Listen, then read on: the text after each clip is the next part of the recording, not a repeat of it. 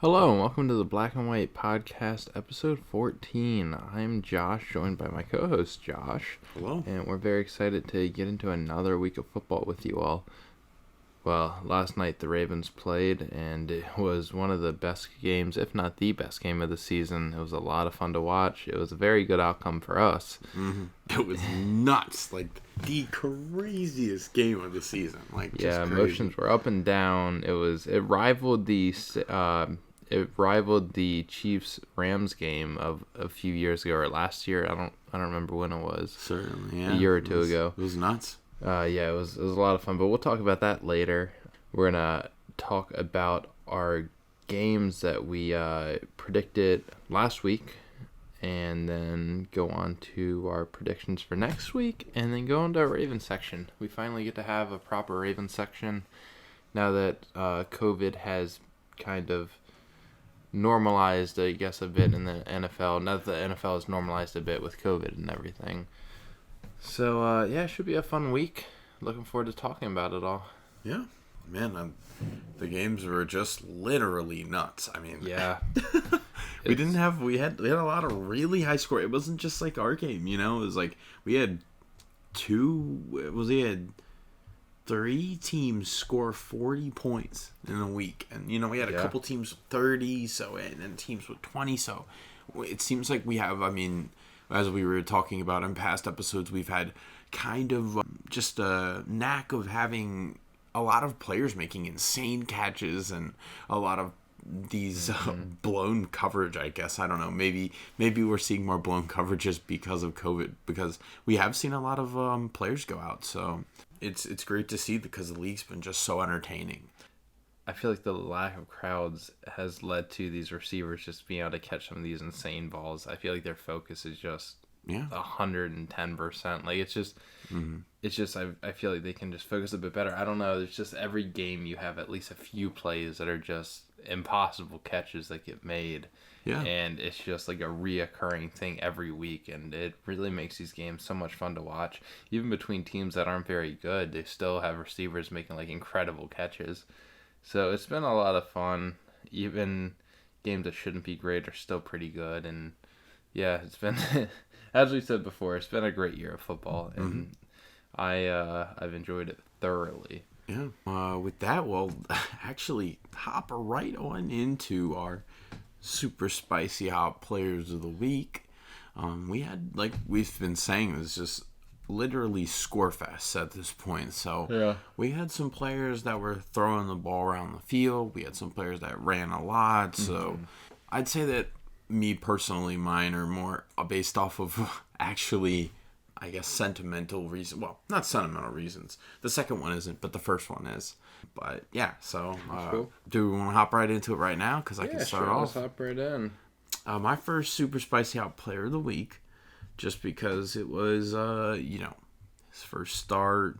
I had to give it to Jalen Hurts. Yeah. He got the win in New Orleans, and man, that is just 24-21, just crazy. He didn't do anything. Really I wouldn't say that he did anything crazy, but he was 17-30, 167 yards and a touchdown. But he also had 18 rushing attempts for 106 yards, and didn't get a touchdown there, and also lost a fumble. But I'm giving him a more this super spicy hot player of the week, just based off the fact that how he kind of came in like you were saying, he's better than Carson Wentz. Better than Carson Wentz. Way better than Carson Wentz. So I guess I'll just give away my spicy hot player of the week real quick. Miles Sanders, he was talking about Jalen Hurts and saying how he kind of sparked, I guess, the Eagles team to a win, and just kind of like had a leadership quality that the Eagles have been missing.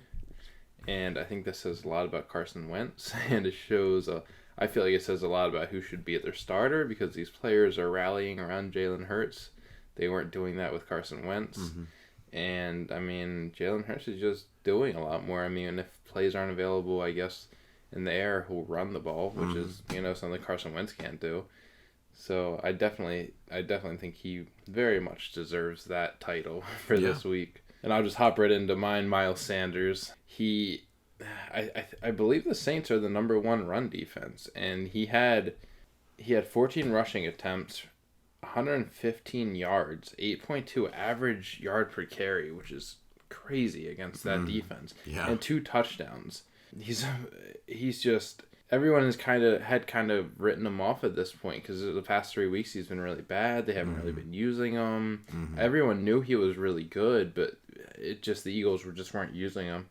And with Carson Wentz, he just wasn't doing much. But with Jalen Hurts, it really opened the door for him to get some success, I guess, because he had one of the best games of the year. And then, like I said, he was praising Jalen Hurts after the game. So I feel like Jalen Hurts just kind of might at least be the answer right now for this team to at least put them into games and have them be competing. Yeah. And his being in the game helped Miles Sanders very much so. Yeah, they played off of one another, and maybe Jalen Hurts is the guy that the Eagles are looking for in Philadelphia. Yeah. Maybe we'll see. Maybe Jalen Hurts is just a little bit better than what even anybody else said about him. So I'm excited to see Jalen Hurts' development and see even how, if because of the fact that Jalen Hurts can work more with his legs, we'll see if Miles Sanders maybe can even get better. We'll see next year and beyond. Maybe he'll be a little bit better of a player because Jalen Hurts' versatility and mobility. Yeah, because it opens the door to quite a bit with like rushing and stuff when you have a quarterback that can rush like that. Yeah. Speaking of a quarterback that can not really rush, but not much. My next super spicy hot player of the week is Aaron Rodgers. Aaron Rodgers is just he's just always consistent. He had 290 yards, 26 of 33. So he was throwing 8.8 average and had 3 touchdowns. Wow. Then he also ran another he had another rushing touchdown. So he just continues to produce, and the quarterback rating of 133.6. He just is really firing on all cylinders again this year. It'll be really interesting to see if we've been having conversations before of whether or not the Packers decide to how far the Packers decide to keep him just because of Jordan Love's contract situation. He is a rookie, but we'll see if, even though Aaron Rodgers is older, if they'll keep him, if they'll decide to kind of wait for Jordan Love instead of letting go of a Hall of Fame quarterback, let's be honest. Yeah, in a year that everyone had written off Aaron Rodgers as pretty much being done, or at least being mediocre, he's proven everyone wrong, and just had this season, him and Davante Adams have just been probably one of, if not the best quarterback wide receiver duo in the league. Yeah. They're both just very good, and they can both make a lot of plays. So Aaron Rodgers seems to be in the MVP conversations at this point with Patrick Mahomes and very potential. I don't even know who else, but those two just they seem to be leading it. Yeah. So, he definitely deserves it for sure. 39 touchdowns, 4 interceptions on the year. So yeah, so it's one of those things that he's kind of killing it. Yeah. So it wouldn't show, like I said, he's definitely going to be an MVP finalist if he doesn't win it. No doubt. My next super spicy hot player of the week, who has definitely been one of mine before, and I feel like he's always one of the two. Derrick Henry, just every week, it's just insane what he does, and always produce. I don't mean to just keep saying him constantly, but I mean 26 carries, 215 yards, 8.3 average yards per carry, 2 touchdowns. He added on 2 catches as well. Sure, it was against the Jaguars, but anytime you get over 200 yards, it doesn't matter who you're playing. That's a really impressive accomplishment. Yeah, and he has done it multiple times this year. So he's a beast.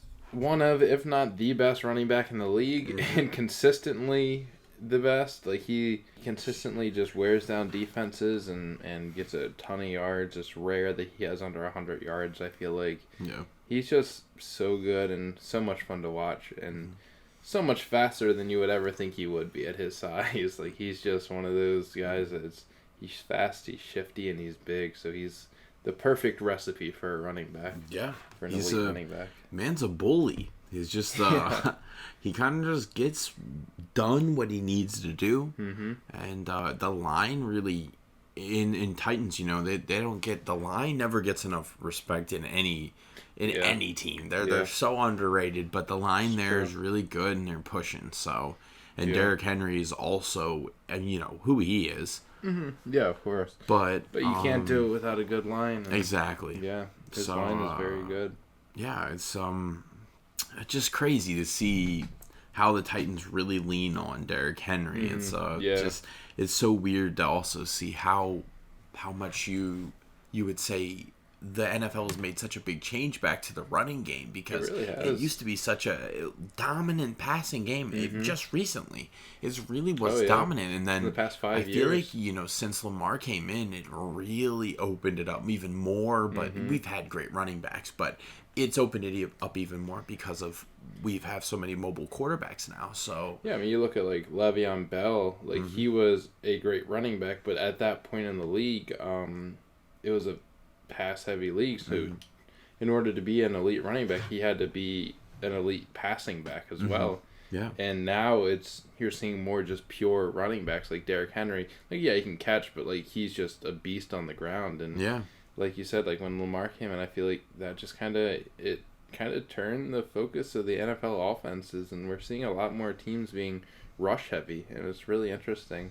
It's kind of fun to just kind of see the transition in the NFL from going back and forth. It's good to see change, and I like it. It's cool. Yeah, like it's cool to just see the ebbs and flows of anything. I mean, even in the NBA, we went from, real big guys to now we're playing almost small ball. Yeah. All players are all shooting 30s, and it's weird, but it's just how the NFL, how sports goes, it's just what it is. If you don't like it, just wait a couple years and it'll probably switch back. Exactly. It's like what trend is working at the time, and it's fun to see just the evolution of sports, whether it be basketball, football, baseball, soccer, anything really. Yeah, exactly.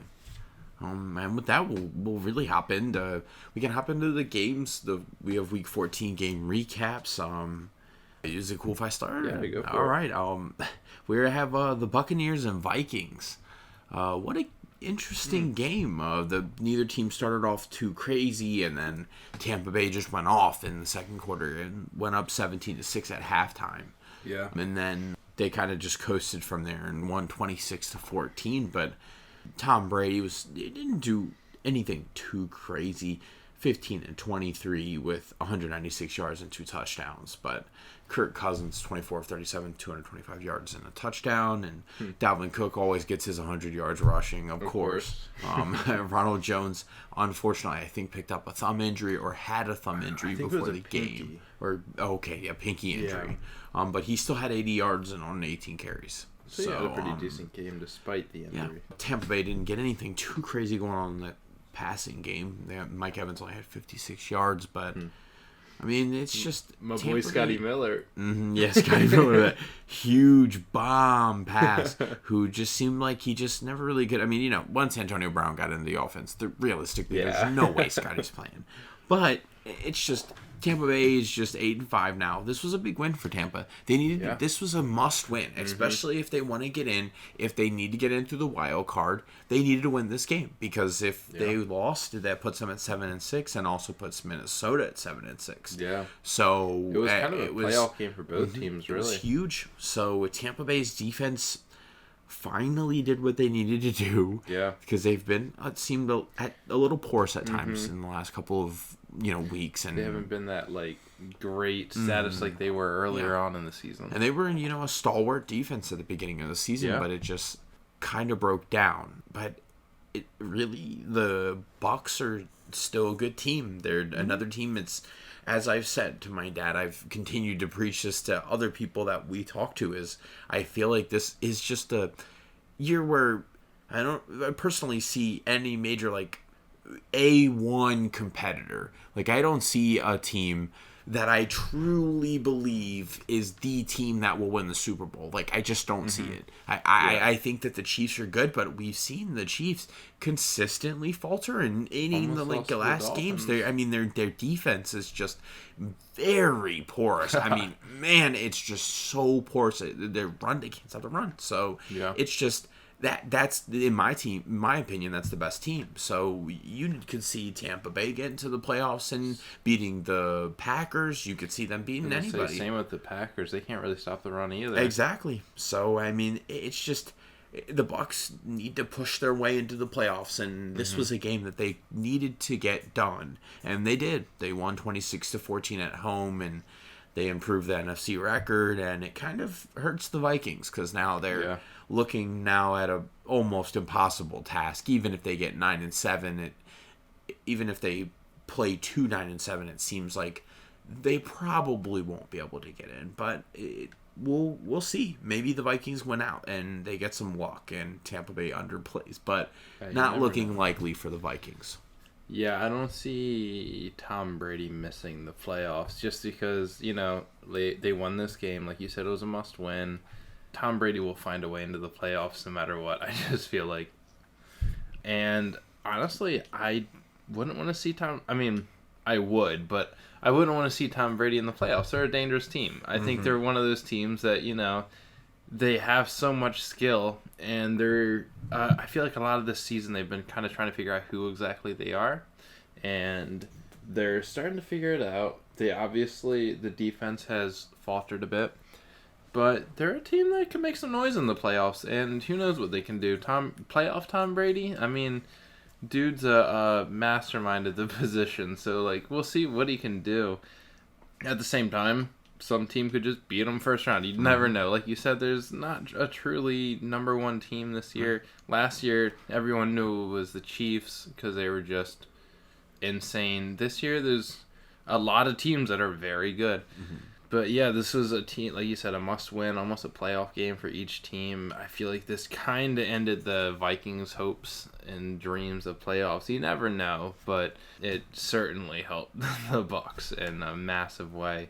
And I think if you're a Bucs fan, you had to be at least pretty happy with where you're at, especially after last year and the past 5 years. I mean, this is probably the best team you've had. So yeah, and I mean, it possibly could be better next year if.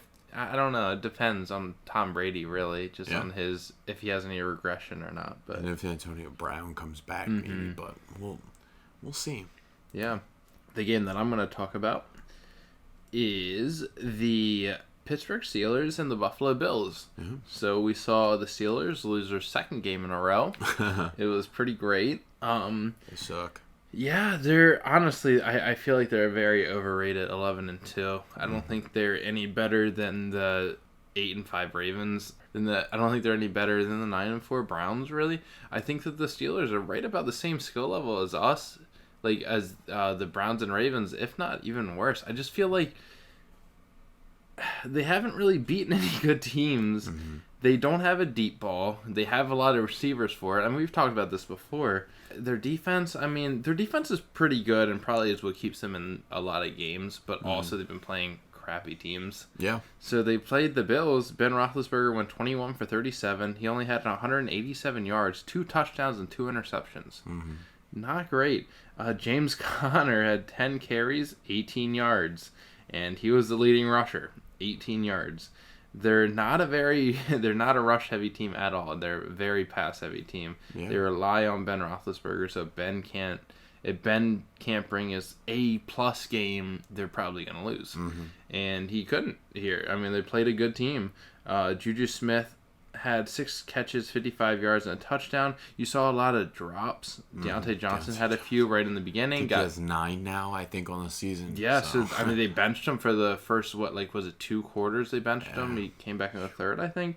I don't know, but I mean, it was one of those things. Mike Tomlin was like, I'm not afraid to bench my players if they keep dropping balls, as he should. So I respected that decision a lot. There's a lot of good receivers in the lineup. James Washington's waiting kind of right behind Deontay Johnson. And James Washington had a touchdown, and he had a touchdown on a play that Deontay Johnson probably would have been on. Exactly. So it's one of those things that they gotta this is like a Ravens thing almost, like that you're used to seeing, where like our receivers were dropping passes. I mean, they still are with like Hollywood Brown and whatever, but Soldier. you're just not used to seeing Steelers receivers drop this many passes. They lead the NFL in drops. Like, it's crazy. So unless they do something there, like figure that out and figure out how to catch the ball, I mean, they're gonna struggle, especially in the playoffs when they're playing really good teams. Yeah, I think that the Bills this is a game that they needed to win. This is another game that we've seen that they have a test where the Steelers, they needed to beat them. And I'm not saying that I think that the Steelers are a very good team. We've seen here that the Steelers have a lot of cracks, and it seems as if they have a very underwhelming run game, like you said. And if you can, kind of play them tight at the line, it seems like maybe you can stop them from at least making huge plays. So I think the Steelers will still be... I don't know if the Steelers will make the first round bye at this point, because the Chiefs have kind of seemingly... I think that the Chiefs could coast here, but I don't know. The Chiefs have some tough games coming up. The Steelers have a couple harder games, kind of. It'll be interesting to see if the Steelers can win out. I feel like the Chiefs definitely have a better chance, just because I have way more faith in the Chiefs winning games than I do in this Steelers team. Yeah. I don't have much faith in the Steelers. Sorry. Oh, no, go ahead. I don't have much faith in the Steelers, really, I don't know. I just don't think that they're that good. I think that I could see them losing, and they have they have big games coming up. I mean, they do play the Browns at the end of the season. So we play the Cincinnati Bengals, and they play the Browns. It's always how it works in the AFC North. So yeah, and you saw, I mean, like we referenced earlier, the Ravens game last night. Like, do you think the Steelers could keep up in that kind of game? I mean, maybe, because they have a lot of skill, but at the same time, it's just, can Roethlisberger keep up? And I don't know, because I mean, the thing, we beat the Browns, and like I said, we'll talk about this later. We beat them with like the rushing game a lot, and the Steelers don't really have much of a rushing game. They have a passing game, and a lot of the passing, they just don't have like a deep passing game either. So it's just, I don't know. I don't know that the Steelers are going to be able to do much in the playoffs. I feel like I almost want to face them in the playoffs because I think we could destroy them. Yeah. They got lucky against us the past 2 games. Like, I mean, that's not even being biased. You can just like look at the games and like, I mean, the one game we had barely anyone playing, we almost beat them. And the other game we played the refs and the Steelers. So I don't think they're that good. I think the Bills are a much better team. Josh Allen had 24 completions, 43 attempts, 238 yards, 2 touchdowns, and an interception. So nothing like amazing, but Josh Allen, when he comes to play, he comes to play. And like, this game was kind of an off game for him. I mean, he threw 43 times. So as we've said before, like when you throw so many times, I feel like it's just not going to, it's just not a good thing. It really isn't. But also, as we've said before about this Bills team, they gotta have a rushing game just like the Steelers, but they don't have much. Zach Moss had 13 carries for 43 yards, and he was the leader, and he was the leading rusher. Devin Singletary had 32 yards on 7 carries. So it's just like neither one of them are really stepping up. Like we've said before, it's like when they have good games, the Bills destroy. And it's funny that like it's funny more. I would say it's funny more because we actually run a podcast, how we see that, like, we talk about these trends and how the teams that have these weaknesses, and when they don't get it fixed, you can see why they don't do as well as they do, because these trends are just consistent, and the Bills consistently cannot fix that run game. I know, and every single week we talk about it, and every week they don't fix it. Yeah, it is cool, like, talking about it, because you actively see these trends, and this is one of those things. Like, I mean, we've been talking about this for literally weeks on weeks, and they just, like, they haven't done anything. I mean, they still won, obviously, but, like, come the playoffs, will they be able to beat these really great teams? I don't know, because if you don't have a rushing game, people are just going to be focusing on, stopping the pass, and you're not going to be doing much. Stephon Diggs, I mean, he had a night against the Steelers, 10 receptions, 130 yards, and a touchdown. So he stepped it up, and he's probably the main reason they won, like him and Josh Allen's connection. But yeah, come the playoffs, it's just, can these teams with these problems overcome, their issues? And I don't know. That's why, like you said earlier, is there a clear-cut number one? Not really, because every team has its flaws. I mean, the Steelers, the Bills, the Chiefs, the Ravens, like every team has like its thing. Mm-hmm. And it's just whose issues are going to be not big enough to, advance. Yeah. I don't know. It's going to be, I think the playoffs are going to be a lot of fun to watch. Oh, just yeah. because I'm just no idea what's going to happen. And it's just going to be a great time. I really could see anybody getting to the playoff, getting to the Super Bowl in the AFC. Oh, yeah. I do. I think anybody that gets in, that Browns game could be for the division at the end of the season. Oh, yeah. So we're looking at a very tight divisional race. Yeah, definitely. Well, actually, at this point, we'll push forward to the future games of Week 15. Do you want to start, or why don't you start it off? All right. I'm going to be talking about the Washington football team and the Seattle Seahawks. Mm-hmm. These are two teams that, they're pretty fun to talk about at this point.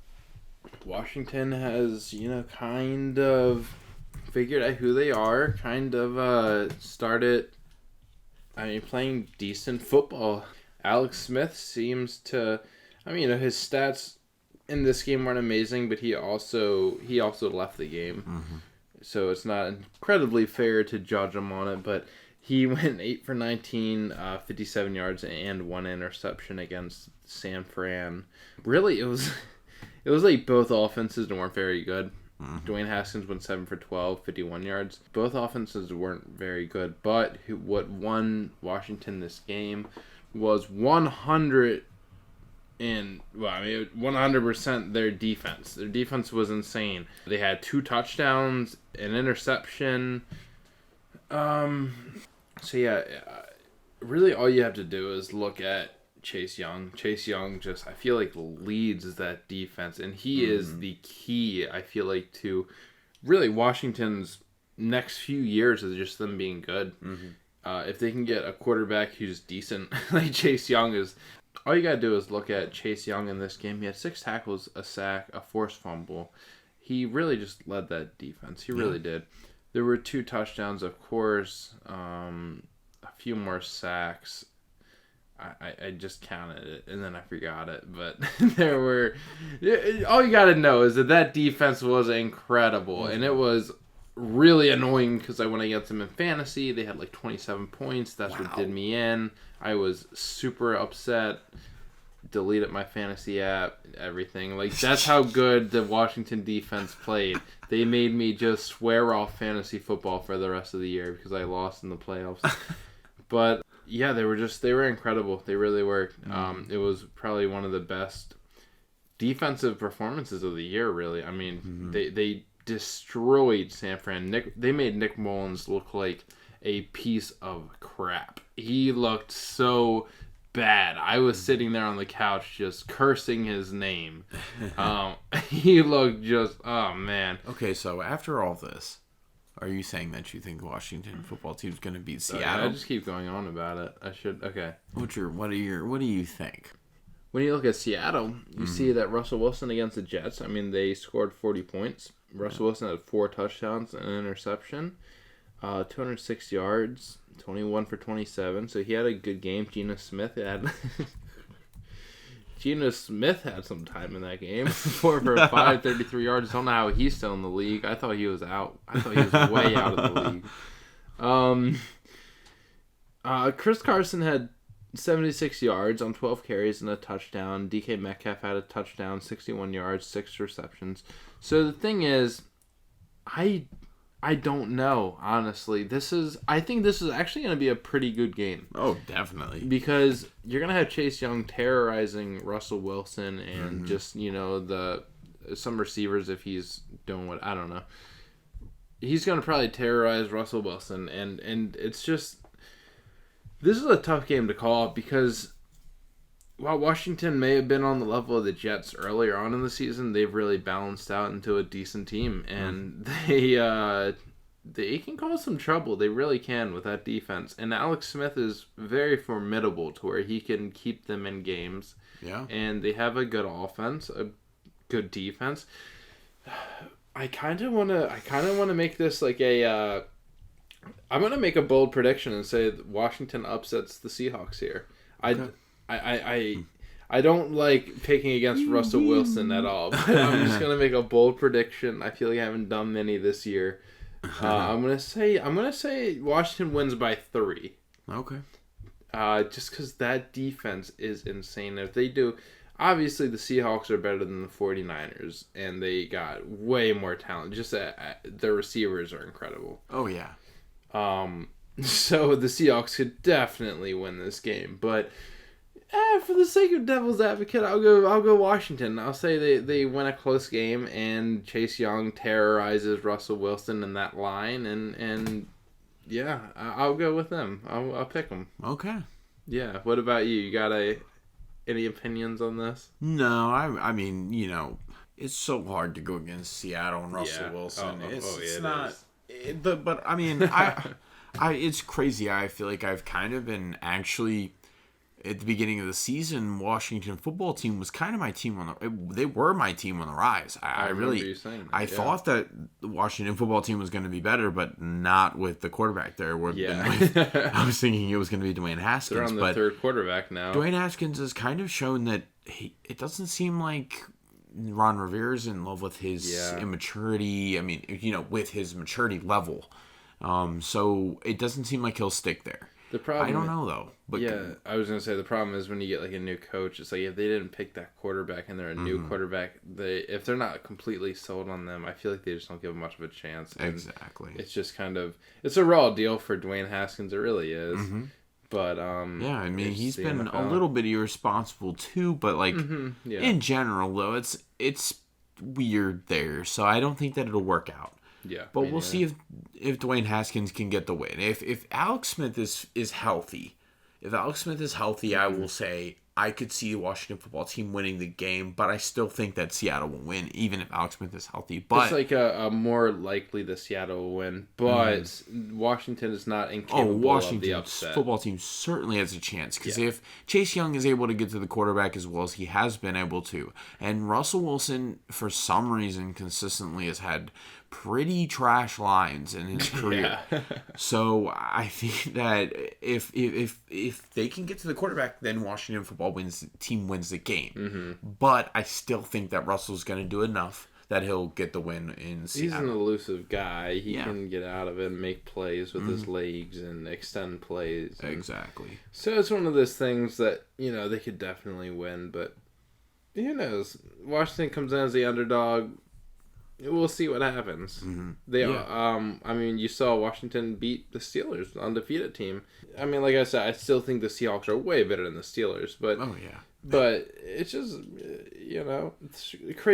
stranger things have happened in the NFL lately. Well, it's just like when you have a good defense, when you have a good defense in the NFL, people always say, we've said forever, defense wins championships. And it does, because when you have a good defense and you have a pretty good run game, which Washington does, when they have McKissick and they have Barber and they have Gibson, and they're all healthy, obviously. Right now, Antonio Gibson isn't really healthy, but Antonio Gibson is very good. So good. I mean, we're talking, he could arguably be NFC, rookie of the year. Rookie, offensive player of the year. He's very good. That's the crazy thing. You have him, and then you have Chase Young, who could be defensive rookie of the year. It's crazy. That is a team like you said in the beginning of the season. They're on the up and up. If they can get a quarterback that can carry them, it's just Washington football team has to decide if they're gonna be able to, if they want to maybe trade up. But that's another talk for another day. But Ron Rivera is a really good coach. I think he's gonna make some good moves, and that's a team that's gonna be respectable in the next few years. Yeah. With that, we'll move on to the next game. I'm going to talk about the Chiefs and the Saints. This is a huge game for both teams, just because they're both really fighting to see if they can maybe get that number one spot overall. And right now, Kansas City has that spot at 12-1 because Pittsburgh lost the game. Yeah. So Kansas City is in the driver's seat, but they won 33-27. Patrick Mahomes was a little bit underwhelming in the game. Really, it's just like we've been saying earlier when we said that every single team has cracks. There's no team in the NFL this year, at least, that hasn't at least shown a propensity to at least give up something and show holes in their offensive or defensive unit. Yeah. So, well, when we look at the Kansas City Chiefs, I think that Kansas City, I'll say straight up, I think Kansas City wins this game. But I don't know. It's just how much can the Saints get to the quarterback? It's just also we have Alvin Kamara, who is no slouch, but this is a big, I guess, revenge game for, or more of a comeback game for the Saints, because they had a really bad loss to the Eagles. That should be a game that you should definitely win. Big props, like we were saying earlier, to the Eagles and Jalen Hurts and Miles Sanders, but a heck of a game. The Saints that's a game that you look at your schedule and you think that that's a definite win.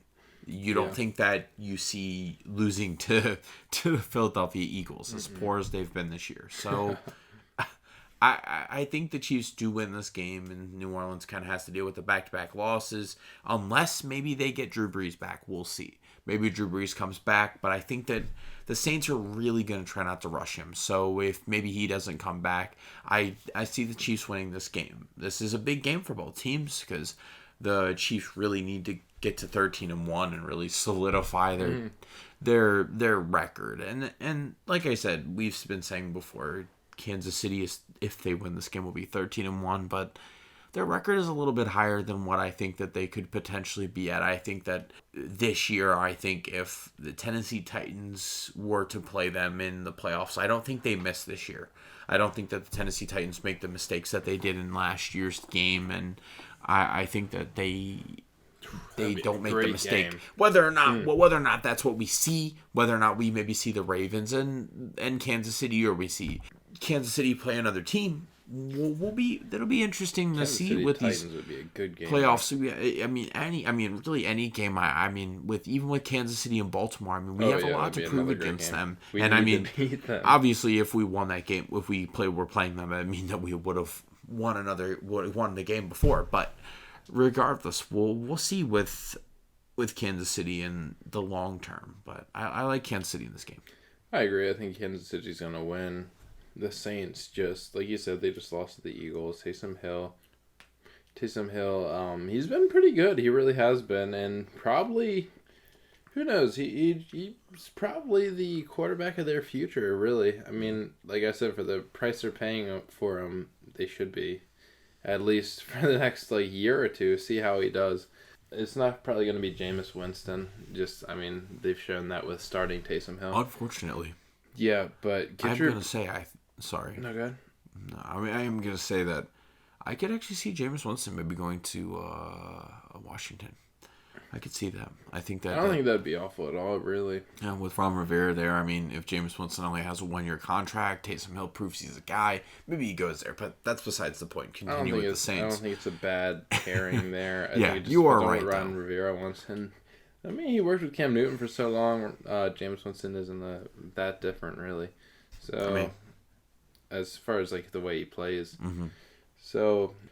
But yeah, I don't see the Chiefs losing this. The Saints just lost a trap game, basically. They have a crap ton of talent, but so do the Chiefs. They obviously they've had some problems stopping, offenses in general, their defense. But I just Patrick Mahomes can just score points, and he can score a lot of points, and I don't know if the Saints can keep up. Is the thing. I think other teams can, but I don't know if the Saints can at this point. So I'm going to give it to the Chiefs too. But it should be a good game. It really should be. Yeah.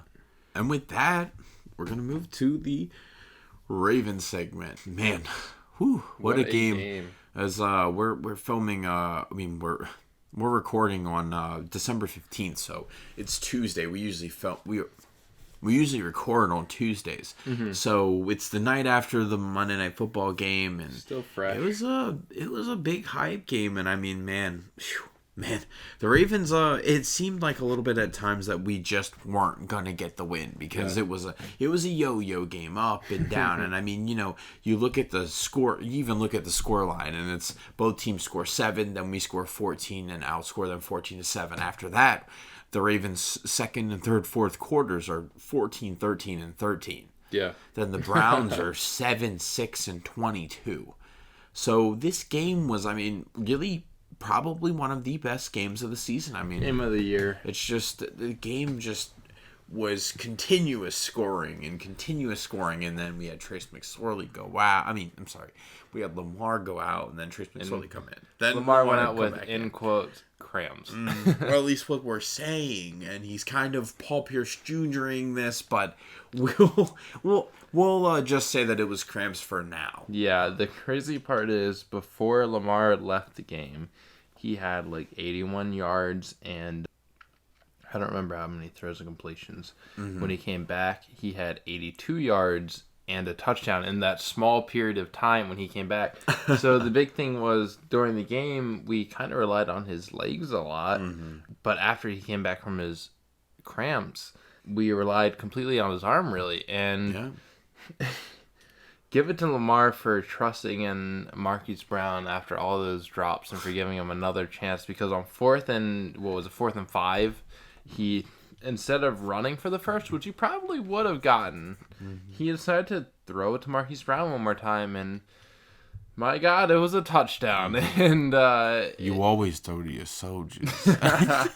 Yeah, throw back to that tweet. So, I mean, hey, Marquise Brown had a terrible game. Oh, but he had. I mean, when he had to absolutely come in clutch, he came in clutch. He got a touchdown. And he did the same thing against the Steelers when we played them, I feel like, when we were down on everyone. He kind of was not really there, and then towards the end when we needed something, he caught a ball and ran in for a touchdown. Yeah. So it seems like when we absolutely need him, he ends up being clutch, but Actually ran the rest of the game, he's not at all. But I need to go ahead and apologize to Mark Andrews for earlier on in the season saying that he couldn't make a single catch in a big game, all of this, whatever. Mark Andrews, he showed up last night when we needed him. He was there. Lamar Jackson threw him the ball. He made some big plays, some really big plays. Lamar even overthrew him once or twice, so I mean, it really wasn't all his fault. Yeah, and one time the play just completely broke down. Mark Andrews just started just running vertically down the field. Lamar got the ball to him. It was a huge chunk play. Yeah. He had a great game. He really did. He had 5 receptions for 78 yards, and a lot of his catches were like in just clutch times, like clutch periods. So big ups to him. You gotta love Mark Andrews. I apologize for any slander I had in previous episodes about big games. He showed tonight that he's ready for that primetime show. And we had some other, Willie Snead, he made some plays when he needed to. He only had 3 catches, but he had some catches when we really needed him to. Boykin, he had 1 catch, but I feel like he's very underutilized. I like Boykin a lot. And of course, Lamar Jackson leading the team in passing and rushing. Yeah. But he didn't have any over 200 and anything, but quarterback rating of 115.6, and he was 11-17, but as us being fans, we have to say that he probably missed 3 or so of those passes. And we really are looking for, that's the thing, is just like, as long as Lamar can improve on this passing, I think that because of COVID and everything, and he had cramps last night, and so I feel like maybe he got out of a little bit more of an emotion, and so I don't know, I think that he'll get better, and I'm hoping that during the off season, especially if we get a normal off season where he can get a good practices in and it's not COVID, hopefully he'll be much improved next season. But this is a big game. We won the big game that we needed to win, and Cleveland is kind of the, I guess, like, I would say maybe little stepbrother of the Ravens, since we kind of left Cleveland and came to Baltimore with the team. We have connections with them. So, and Cleveland has a history of never beating us. Yeah. So it was a big game for us, and the Browns. The Browns are just not a bad team. Like I've continued to say with every person, is when you have a bad team for long, you get good picks, and we. I know that I think that in the past we've kind of made fun of Baker Mayfield. Maybe not us personally, but people have made fun of Baker Mayfield. And we see Baker Mayfield was the number 1 overall pick. It's not like Baker Mayfield was just some random scrub that got drafted in the 7th round. He's not good, Mr. Relevant. And we're Baker Mayfield should be playing the way he's playing. Let's be honest. He had 2 touchdowns and an interception. 343 yards. Also had a rushing touchdown. But he had that. And, we see that. We see that he had that 1 interception. And that's what Baker Mayfield hasn't been doing. I saw it was his first pass. I think he threw an interception in 178 passes. Really impressive. Which is great. But that's the reason why the Browns haven't been losing. Yep. Because Baker Mayfield makes that 1 big interception every game. And that interception to Tyus Bowser that puts us on the 1 yard line is the one that did it. We win by 5. We win by we win by the actual field goal, but obviously if you did watch the game, you had the safety. Yeah. So, but I mean, I actually did have a question for you, Josh. For the will the Ravens win last night against the Browns propel them to win out the rest of the season and make the playoffs? I 100% think so. I think this is one of those wins, and I think we said it last night. We watched the game together. Scotty said it. I think this is one of those wins that. I think this is one of those wins that it kind of, I don't want to say turns the season around because we haven't been bad enough to turn it around, but this is one of those wins that just kind of just motivates the team to just all right, we won this huge game, we can do this, and I feel like this is that win that just kind of pushes the Ravens forward, and I feel like we really figured out a lot last night. I feel like we proved a lot last night because up to this point, I was one of the biggest critics of this team. I still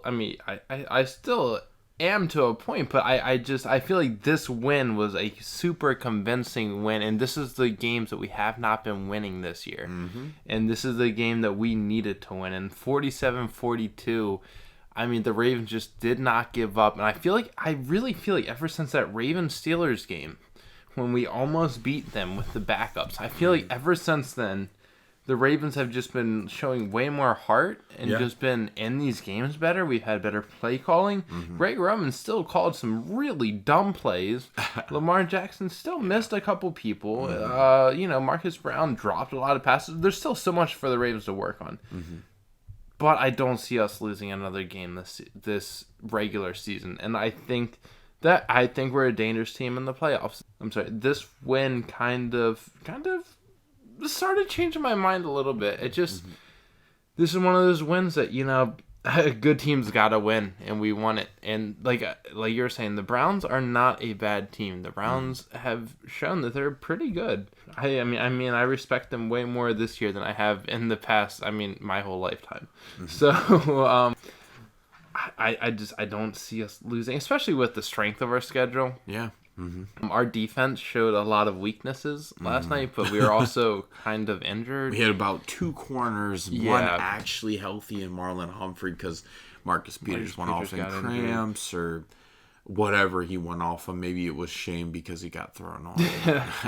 Whatever it could have been that, but so it's our defense didn't do great, but we were kind of injured. This isn't a bad team. Yeah. And we still won, even with our defense barely doing anything. Yeah. And all of the turnovers that we could have had just ended up going the Browns' way. It was just one of those nights.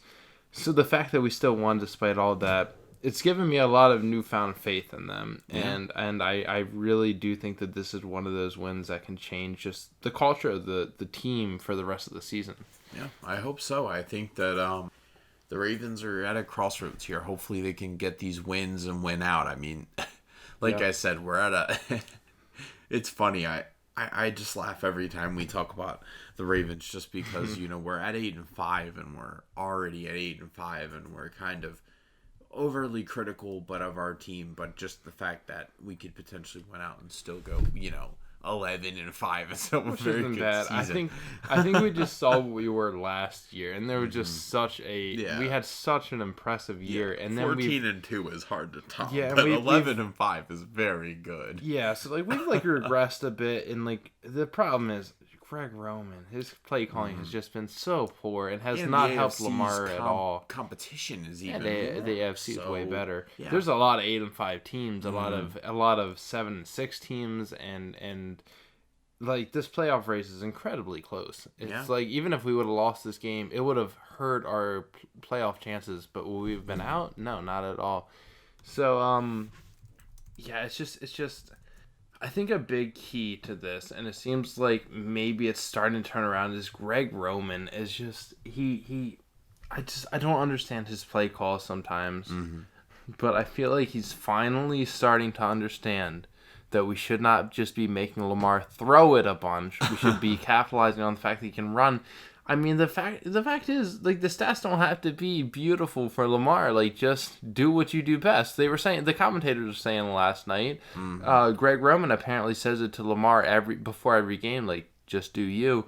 Like, all right, Greg Roman, then call some plays to let Lamar do him. Exactly. He's a rushing, like, he's a rushing quarterback. He's not a super incredibly strong passer like Aaron Rodgers. Like, he's just a different type of quarterback.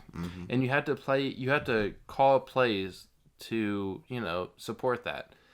And I mean, Lamar showed it last night. Trace McSorley was in there, 4th and 5. Lamar came in, we won the game. Yep. And we would not have if Lamar yards. did not come back in. I don't think we would have won that game at all. Crazy. So he just shows he's an incredible athlete. Crazy, man. He doesn't have to be a traditional quarterback to win games. He went 11 for 17 on 163 yards. He didn't even come close to 200, really. Yeah. And, I mean, 47-42. So, I mean, Lamar just got to keep doing him. Greg Roman's got to accept that he's not Aaron Rodgers and not keep trying to make him throw every single time he's out there. Yep. We got to rely on our run game, which is great. I mean, J.K. Dobbins is showing that he's the running back of the future. And he's really great and better than Clyde Edwards-Helaire. And that's just on me drafting Edwards-Helaire in the fantasy draft. But hey, it is what it is. But I think this team has a chance, at least. A chance. We'll see. Yeah, we'll see. But with that, we'll move to the Simply Splendid Players of the Week in fantasy football. Fantasy football was interesting this week, but I swore it off because I lost both leagues. Well, at least 1.5 leagues, we'll say, because I'll probably lose in the other league next week. But fantasy giveth and fantasy taketh. God, this week it took everything from me. It had me projected to win up until the last game by quite a bit, and then all of a sudden, Washington's defense decided to get 27 points, and the Saints got like -3 or something. But I don't know. that's the way the cookie crumbles. Yeah, sometimes fantasy doesn't always go the way you want it, but it never does. It's fantasy football, so. But with that, I'll start off. My Simply Splendid. I know that, like, I'm gonna seem like I'm just crazy. Like, it's just Josh Mason is just the craziest person ever. But he is. It's just I gotta go with Travis Kelce again because it's crazy. I mean, that's not crazy. It's crazy that Travis Kelce, the exact same amount of points as he had last week. He had 26 point. I'm sorry, I gotta get it exactly right because if I don't, I will be not happy. But he had 27.6 points. The exact same amount of points as he had last week. The exact same amount of receiving yards. 8 receptions, exact same amount, and 136 receiving yards and 1 touchdown. The exact same line. Like, it's just with Travis Kelce, he's just so good. He's already almost about to eclipse his season total that he's ever had. Well, I'm sorry, he actually is going to soon because I think his highest season total was 1,336 yards in a season. So he's less than 100 yards away with 3 games left in the season. And he's kind of old. It's crazy. Yeah, he's 31 years old, so it's just Dude's a beast. but it's just Travis Kelce. He's had 5 straight 1,000-yard seasons, Dude's like a we've said in beast. past years, and he had 2 800-yard seasons. So he hasn't just been decent. Travis he's been, like, Kelce is elite his whole career. no doubter, first ballot Hall of Famer. Oh yeah. So with 1,250 yards, which leads the NFL in 9 touchdowns. Travis Kelce with 27.6 points a game and making me potentially consider being my keeper in a fantasy league is my simply splendid player of the game of the interesting week. choice. Yeah, he's great. If you don't keep him, I might draft him. Yeah. So my Travis Kelce is just incredible. He is, man. I have nothing but great things to say about him. I love seeing a great tight end, and he is the best of the best. The best of the best. I've gotten very fortunate, honestly. I've got to be honest. I've gotten very fortunate with tight ends in fantasy leagues. Yeah, you just draft him every year. I had Gronk for, most of his career. I feel like every year I drafted him high because of tight ends, because I have always been big with tight ends, but... I'm stealing a tight end from you next year. Mark my words. Okay. My simply splendid player of the week would be, and this is probably, I told Josh, this is probably the last one on my team for the rest of the year. The rest of the year is going to be on other people's teams. But one of my favorite fantasy players, Allen Robinson, Mr. Reliable, really. He had 13 targets, 9 catches, 123 yards, for a 13.67 average. Wow. And a touchdown with 27.3 points, I believe, is what he had. At least according to my math, that's what he had. Just a great game. Yeah. Dude really played well all year. He had a few games where it was like, all right, he kind of missed the mark, but every player has that. Dude's always super reliable, super consistent. He it's just really the best part about that Bears offense, him and David Montgomery, really. But, he's a player I'm going to probably try to go for next year. He's just one of those players that every year in the fantasy draft I want to get just because... Well, I'll draft him then. Yeah, well, it's fine because I'm going to get Travis Kelce. Round 1. Fun. Yeah, no, but he's just one of those players. He's just... always good, and really I'm pretty sure you had him one year or something. I think, and I just remember watching him, and he just always, you can just start him and just not have to worry about it, and it's great. So he's definitely my simply splendid player, and he gets whatever Bears quarterback is in out of a lot of trouble, and good for him. I wish he was on an actual good team with a good quarterback, because, my God, the things he could do. He'd be much better. Yeah, but, it's just crazy, though, because, can he get better? Yeah. He's been with horrible quarterbacks, but still been so good. So, good for him. I love Allen Robinson. I always will. He was great on the Jaguars. He was great on the Bears. He's just great no matter where he goes. Yeah. So yeah, I think is that everything? Yeah, I think with that, that'll end the podcast for this week. Thanks for sticking with us if you're listening. We appreciate the listeners. Remember to like and subscribe. But as the fantasy playoffs heat up and as the actual playoffs heat up, we're still excited to potentially give you some content. We may or may not be on next week just because I may have some medical stuff, but we'll see though. Maybe we'll try to make this work, but we'll see what we can do. We'll do what we can. Yeah. But I always forget. I've been meaning to every single week after the podcast. I've been meaning to say this at the beginning for those who listen because they listen to the beginning. But check out the Patreon. Check out the tiers. You don't have to subscribe, but at least, it's a good spot to listen to it. All the episodes are free on there. It might be easier because you can actually lock your phone and stuff while you're listening to it. Yep. But for the 2 people that listen to on YouTube, thank you so much. We love you. But it's a lot of fun to make it. whether anyone listens or not. But thanks for listening for those who do. And we look forward to talking to you maybe next week. If not, maybe next week. If not, the week after for sure. Yep. But yeah, I think that's all I gotta say. Yeah. So we'll see you next time. Deuces.